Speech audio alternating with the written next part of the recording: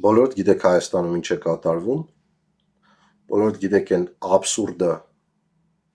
որ գեներացրել է գործող իշխանությունը և որից կախվել են իբր թե ընդդիմադիր հռչակած անձինք։ Բերեք ավելի կոնկրետ, ավելի առարկայական հարցեր ուղենք։ Հայաստանի Հանրապետության Սահմանադրության մեջ գործառույթ կա նշած, որ եկեղեցու սպասավորի, ծառայողի, վեհապարի կուսակրոնության խախտումը հանդիսանում է քրեական հանցագործություն։ Մի բան ենթադրենք, որ ասում է դապուստիմ, որ վեհապարը ունի զավակ։ Ինձ, ձեզ, մյուսներին, առավել ևս վարչապետի աթոռին նստած անձին, դա ինչ։ Ունի կամ չունի, դա ինչ։ Բարոյականության մասին ենք խոսում, բարոյականությունն է հուզում վարչապետի աթոռին նստածին, ուրեմն այդ դեպքում հետևյալ կերպ անդրադառնամ։ Բարոյականությունից պետք է խոսի անձ, որը բարոյական օրենքներից զուրկ չէ։ Եթե ես չեմ սխալվում, Նիկոլ Փաշինյանը Արմեն Սարգսյան նախագահի խնդրահարույց թղթի հետ կապված գնաց մութսենյակ և հետ եկավ, ասեց ես տեսել եմ ամեն ինչ նորմալ է։ Հետո 2022 թվին քրեական գործ հետքի հետաքննություն, որ ամեն ինչ հեչ նորմալ չէ։ Սա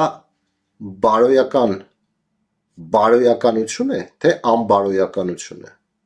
Մի ողջ ժողովրդի խաբել, որ իր երկրի սահմանադրական կարգը չի տապալվել։ Սա կոնկրետ հարց է, սա արդեն սահմանադրության մեջ գրված հարց է։ Նախ սկսենք նրանից, որ վարչապետի լիազորությունների մեջ չի մտնում, թե քրեական, այսինքն իրավական խախտումները բացահայտելը, թե բարոյական խախտումների հետևից գնալը։ Այլ հարց է, որ վարչապետի աթոռին նստածը պետք է իր բարոյական օրինակով ցույց տա ազգին ճանապարհ, բայց արդյոք բարոյականություն է Արցախը ճանաչել 91 թվականով Ադրբեջանի կազմում, իսկ պատերազմի ժամանակ հորդորել մարդկանց փաստացի գնալ հանցագործության, կամ ասեմ ավելին, արդյոք հանցագործություն չէ մարդկանց ուղարկել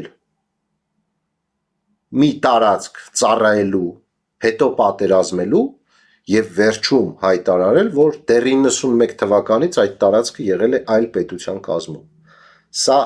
հանցագործություն է, թե հանցագործություն չէ։ Հայաստանի ազգային անվտանգության ծառայության ղեկավար և սպաներ։ Բարոյականությունից պետք է խոսի մարդ,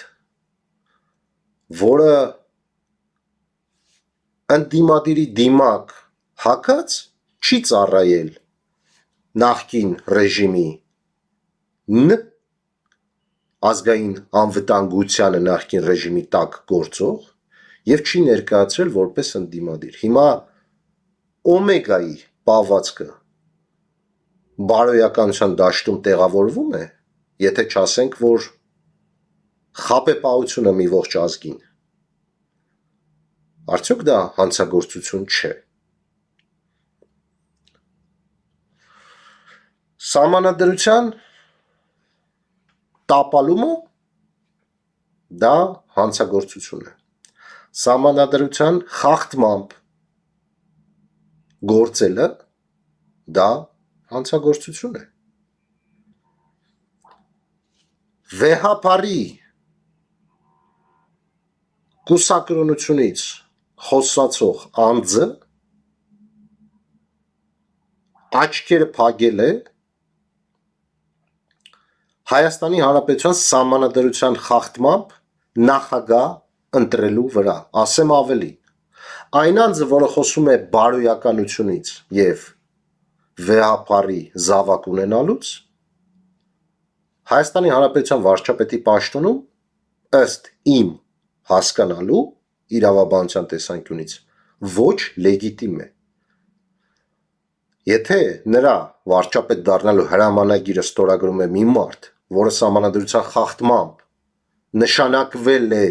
ընտրվել է նախագահ, երկու անգամ ընդ որում, արդյոք այդ մարդը լեգիտիմ վարչապետ է Հայաստանի Հանրապետության։ Արդյոք այդ մարդը օրենք չի խախտել։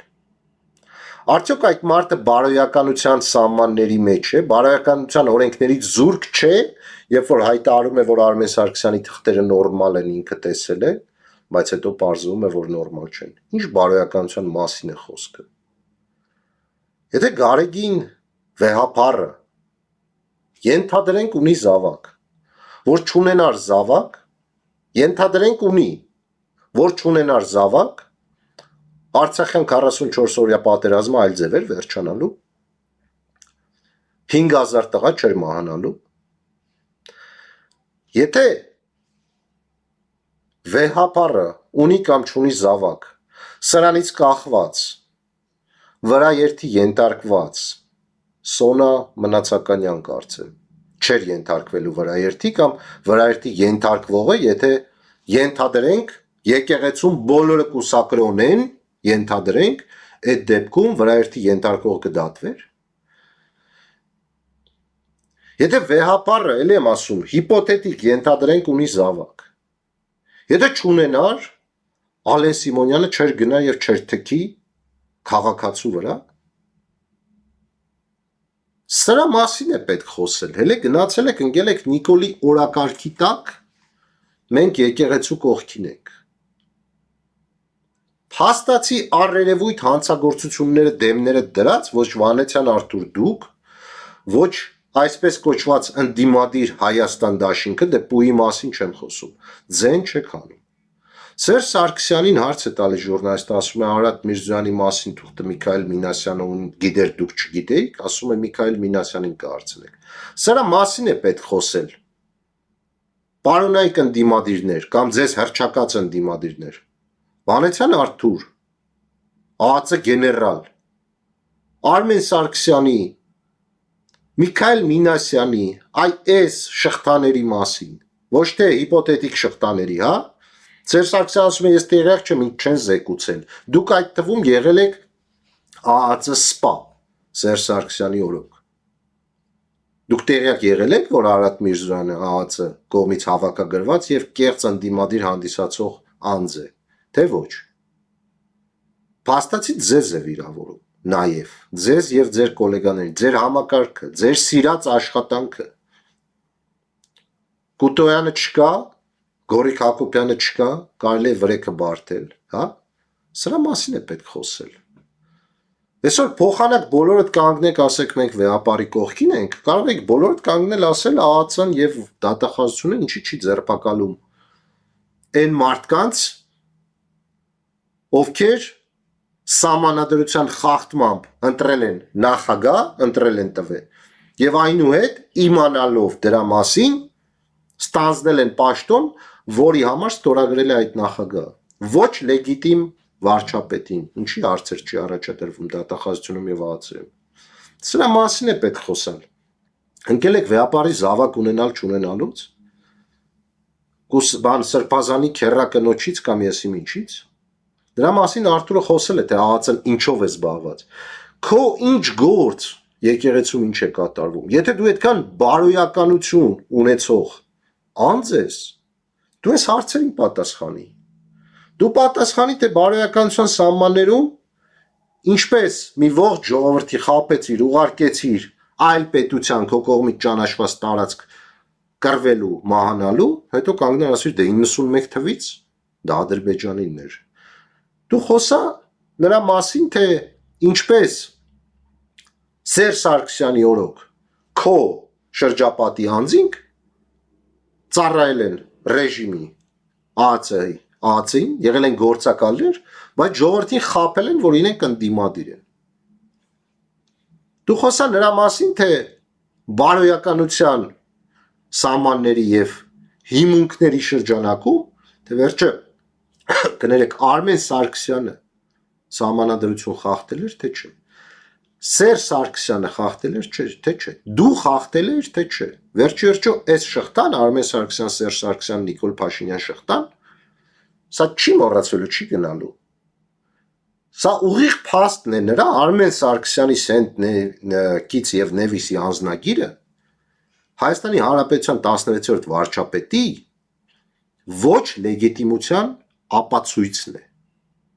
եւ նրա բոլոր ստորագրած թղթերի որոշումների։ Սրա մասին պետք է խոսեն իրենց ընդդիմադիր հռչակած անձինք։ Ոչ թե գնալ օդանավակայան։ Չխոսելուց հետո կարող են գնալ, բայց որ գնում են, բայց սրա մասին չեն խոսում, դա արդեն կիսահղիություն է։ Բոլորին է վերաբերում։ Դա նման է կիսահղիության։ Ոնց որ մարդ ասի, ես մի քիչ հղի եմ, ես մի քիչ ընդդիմադիր եմ,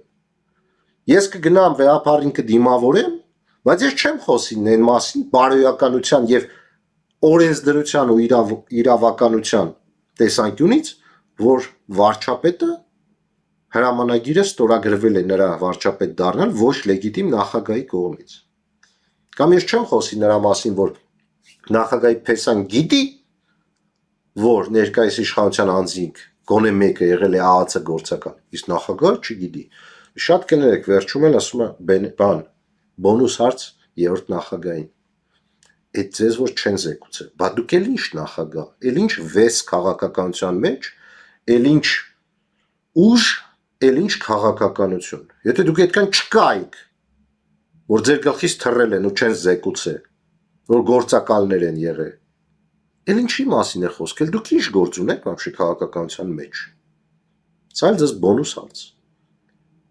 Գնացեք ու մտածեք ընդդիմադիր լինելը որն է կամ ճշմարտության մասին խոսելը որն է։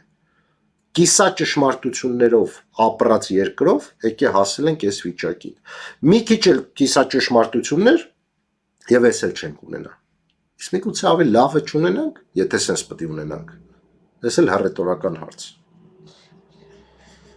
Շարունակեք ձևացնել թե պայքարում եք։